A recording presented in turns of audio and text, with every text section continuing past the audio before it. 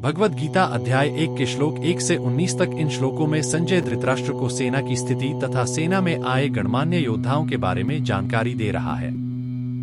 भगवद गीता अध्याय 1 के श्लोक 20 से 23 श्लोकों में अर्जुन कह रहा है कि भगवान, मेरे रथ को दोनों सेनाओं के मध्य में ले चलो ताकि देख लूं कि मेरे सामने टिकने वाले कौन कौन से योद्धा हैं। भगवद गीता अध्याय 1 के श्लोक 24 से 25 में वर्णन है कि भगवान कृष्ण ने रथ को दोनों सेनाओं के मध्य में खड़ा करके अर्जुन से कहा कि देख सामने खड़े राजाओं तथा कुरुवंशियों को।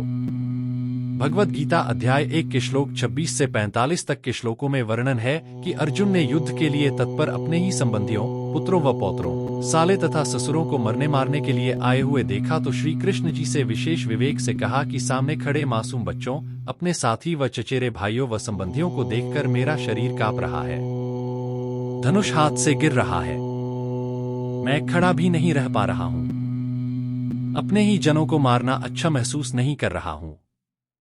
हे कृष्ण, न तो मैं विजय चाहता हूं, न ही राज्य का सुख, चूंकि उनको जो स्वयं अपने राज्य व जान की परवाह, चिंता न करके मरने को तैयार हैं, उन्हें मारकर मैं राज्य नहीं चाहता।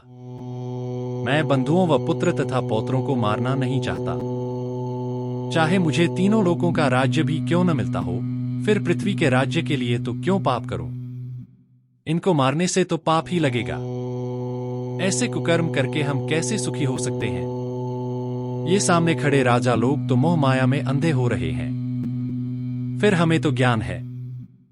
ऐसा क्यों करें कि कुल का नाश होने पर दूसरे दुष्कर्मी लोग हमारी स्त्रियों को बलात् तंग करेंगे, वर्णशंकर संतान हो जाएगी, पतिव्रता धर्म नष्ट हो जाएगा तथा धर्म कर्म न करने से नरक के भागी हो जाएंगे। वास्तव में हम बहुत पापी हैं जो अपने ही बंधुओं को स्वार्थवश मारने को तैयार हो गए हैं। भगवद गीता अध्याय 1 के श्लोक 46 में अर्जुन ने कहा कि भगवान, इस पाप को बचाने के लिए यदि धृतराष्ट्र के पुत्र मुझ निहत्थे को मार दें और युद्ध न हो तो भी मैं स्वयं मरना बेहतर समझता हूं कि एक मेरे मरने से लाखों बहन विधवा होने से बच जाएंगी तथा लाखों मासूम बच्चे अनाथ होने से बच जाएंगे।